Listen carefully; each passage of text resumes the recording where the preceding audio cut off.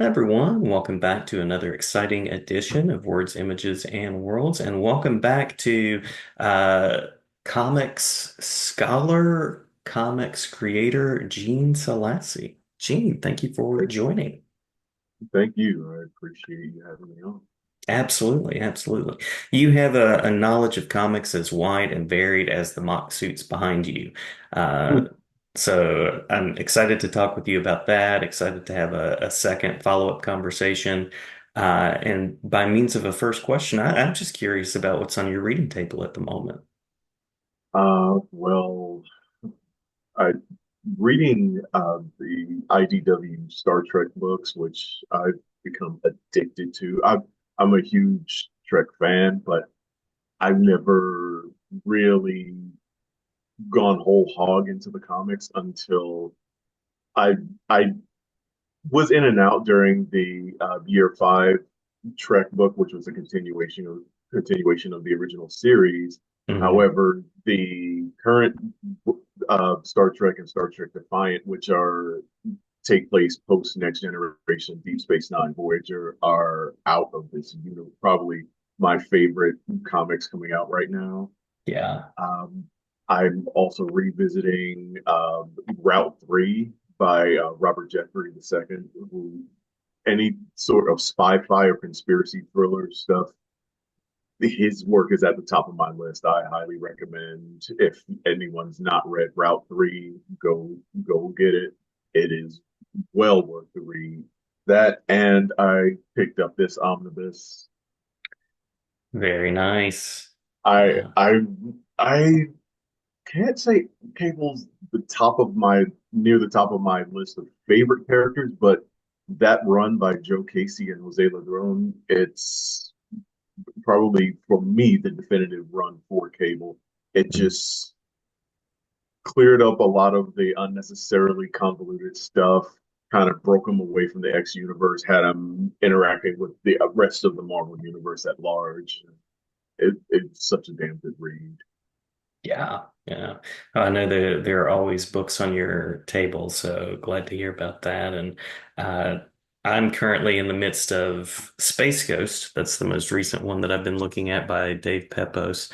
But you're absolutely right about Star Trek Defiant. It is really, really solid stuff. I've enjoyed reading that a lot. And this is the first time we've got to see characters from both the original series and, well, original series and Strange New Worlds interacting. And not just that, also, I believe there are two Lower Decks characters that are now part of the series as well. Yeah, yeah, very cool, very cool. Well, I know that you have Ghoul agency that's out in the world. I know that you have Puerto Rico Strong, and I know that you're currently at work on another project that we'll talk a little bit about. I'm curious about how comics have impacted you and what draws you to be a storyteller.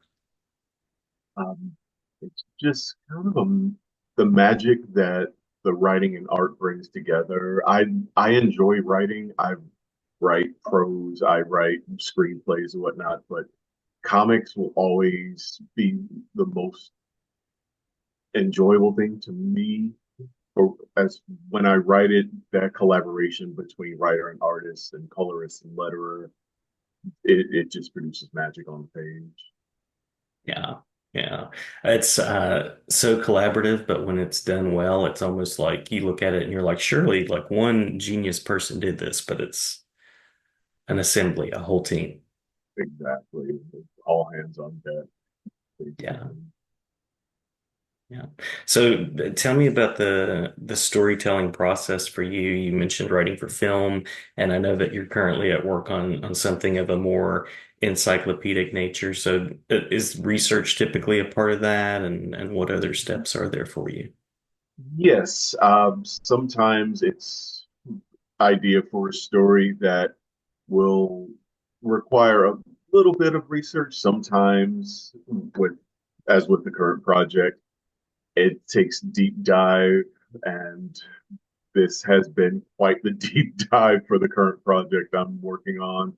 not just internet research, but going back and reading back issue after back issue after back issue. Hmm. Yeah. Do you have a current local comic shop where you're pulling those back issues in? Yes, there's Rogues Gallery in Round Rock, one of my favorite comic shops to visit. The owners are gracious as hell, and it's very worthwhile to take the trip because I'm a bit outside of the city, so it's going to be a bit of a drive. But yeah, Rogues Gallery has been my go-to spot. Nice, nice. Uh, as a writer, as a creator, is there anything that you would go back in time, cable style, even see how I type that in, and tell a younger you about the creative process? Two things: one, to have patience. It's not going to happen overnight. It's not going to happen over the course of a week, a month, or even a year. It's going to be years and years and years of plugging away at it until you finally. I hate using the term make it because Mhm. making it is going to be different for different people. But yeah, just be patient and realize, especially when it comes to comics, it's not cheap. You Yeah, are going to be coming out of pocket quite a bit, and to maybe try to get more work done while you're a young single guy instead of trying to do it when you have a family, because it makes it a little more difficult to commit that financial responsibility to comic creation when you have about 800 other financial responsibilities. that makes sense. That makes sense. Anything about your current project, your current directions that you'd like to share? Well, yes, the current project I'm working on, the announcement was made a few weeks ago that Wiley Publishing, the people who make the For Dummies books, brokered a deal with Marvel Comics. So they're going to be releasing a line of books about the Marvel characters, specifically on the comic side, not the movies, television, or anything like that, just comics. Hmm. And I am currently writing Avengers for Dummies. Love it. I'm picturing you in like a room with stacks of comics around you. Uh, Yeah, between having to subscribe to the Marvel Unlimited app, and even they're not going to have every single issue, so it's rushing to buy back issues of the ones I don't have. And most of them I revisited years ago because I did a reread of most of every issue of Avengers from the beginning. However, there were tiny little holes in my reading here and there, and now trying to pave over those, so to speak. yeah, yeah. Who's um who's the definitive team for you? Who are the members of your definitive Avengers team?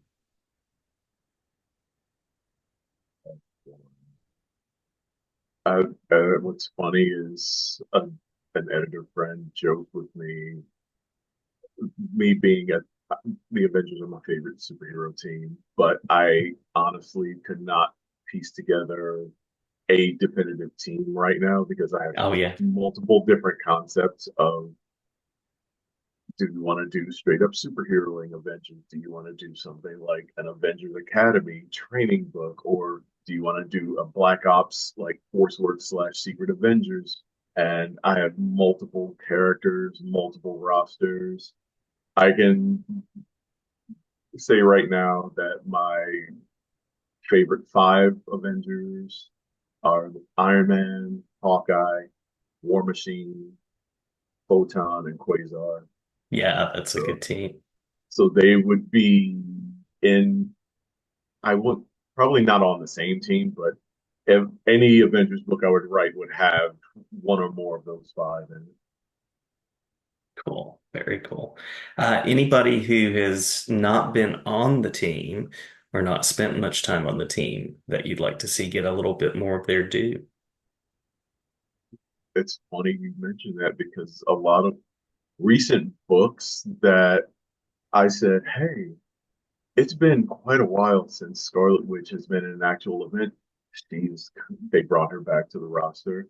Yeah. Hey, I was a huge New Warriors fan, who was Hmm. one of the few members that have not been an Avenger. Night Thrasher's a favorite. They brought him onto the team, so it's getting very. The pickings are getting slim as far as people who have never been an Avenger before. Yeah. I at one point in life I was like, it'd be cool to bring Blade onto the well, they already did it. Yeah. I Yeah. honestly cannot think of a single character that who I personally want that has not been on the roster. That's that's a tough one. There've been quite a few. I know you mentioned Night Thrasher. Such a great character and such a great character design. I love the design Yeah, of that character. simplicity. It was especially in the like late 80s, early 90s, you didn't get like a lot of simplicity like that. And his costume Hmm. is so simple, and the character, I don't want to say simple to the point because Dwayne Taylor's a very complex character, but he's not what I would call unnecessarily convoluted, which many characters from that time can tend to be. Hmm. True enough. And it's Yeah. another character I would love to write a solo book for, or Yeah. even a New Warriors book. I know they've had difficulty trying to find the right formula for a relaunch for that one. Yeah. Yeah. I would love to see a good, solid contemporary take on those characters. And then, of course, with the films, it would be great to see them making their way into film, TV in some way as well. Could not agree more. Yeah, yeah. Well, my first introduction was West Coast Avengers, back in the 80s, some spinner rack in some video store or shop somewhere. Do you remember the first time that you were introduced to kind of the Marvel universe and the Avengers? My first issue was 189. It was essentially, uh, I believe it was a John Byrne issue. It was Hawkeye centric, and he came off incredibly aggro and incredibly douchey. Uh-huh. But as going back and reading more material, I kind of grew a fondness for the character, and he is just truly uh, he's the heart and soul of the team, Yeah, and I'm a huge fan. But that was a quite a hilarious issue where essentially Clint was forced off the team to make room for newer members like Falcon, and he was a Clint was a complete jerk about it. yeah, So we got to see some solo Hawkeye action, and I think why he wound up becoming one of my favorite characters over time. I would say it's almost a tie between him and Iron Man as my favorite Marvel characters. And it's just Clint punches way above his weight class, and he's beating villains that he has no business being, as in boxing parlance, in the ring with.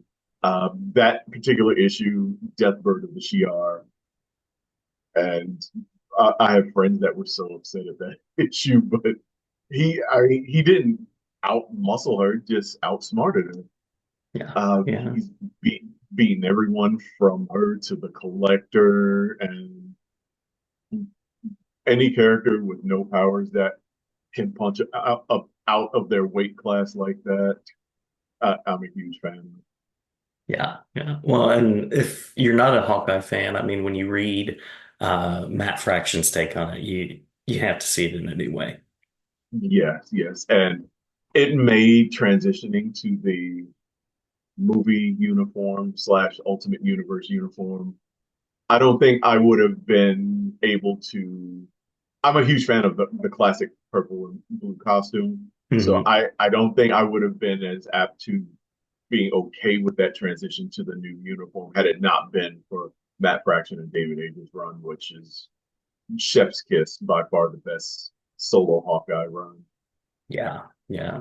Well, I have one more Avengers related question for you, and then we can talk about where people can find out about your work. Uh, what's your take on the Savage Avengers?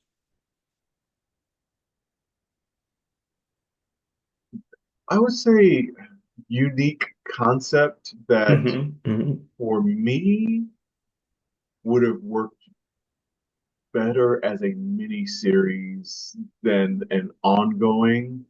It's it gets back into the issue I had in the late 2000s, early 2010s, where how can these characters be in so many different books Hmm. at Hmm. the exact same time? Because at least uh, growing up 80s, 90s, you had editorial notes to explain why characters were not in a particular story. Hmm. Now the attitude is kind of just tell them whatever story you want and just ignore the continuity. But it's kind of hard to do that when certain characters are appearing in so many books. But it was Yeah. interesting concept that I think would work better as a mini series than an ongoing. Yeah. Yeah. It is kind of its own, it's almost like a palate cleanser, or you kind of have to treat it separately and enjoy it over here in its own space for sure. Exactly. Exactly.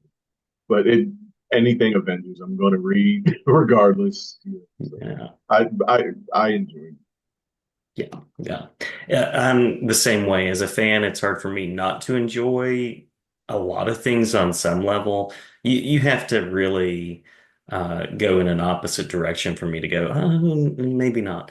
Um, And the pendulum swings back and forth. Like, I mean, you got the new Avengers, which went heavy street level, way less cosmic. Then the next run was Hickman's run, which went full on cosmic. mhm. And I think we've been there ever since. And the pendulum, I can see it swinging back the other way with time, where going back to some more grounded threats. There are some villains I miss seeing and that were closer to the grounded side. So Mhm. maybe we'll get that balance again soon. Yeah, yeah. Maybe with Daredevil Born Again and some of those things coming out, they'll kind of recalibrate it. Exactly. Yeah. Well, I think I have one more official question. We can hit on anything that we might have missed otherwise, but I am, of course, curious for listeners out there that want to follow along and see more of your work, the website, social media spaces, and other things like that that you'd like to share. Okay. I'm on Twitter at Gene Selassie. You can find my work, whether it be Amazon or any big bookstores. You can find the Ghoul Agency. You can also find my prose work as seeing and how they rumbled, which as a sports journalist, I covered pro wrestling for quite a while and wrote that little ditty year before last. And we will have an official date for the launch of Avengers for Dummies coming shortly. Awesome, awesome. Well, I love the fact that you have the background as a journalist. That's always adds to the writing, I feel like, and appreciate that. Appreciate your work in comics, and looking forward to Thank you. reading your commentary in Avengers for Dummies as well. Thank you so much. And I appreciate you having me on and you having this outlet for creators to talk shop and plug their wares. Absolutely, absolutely. Glad to have you back anytime. It's an open invitation.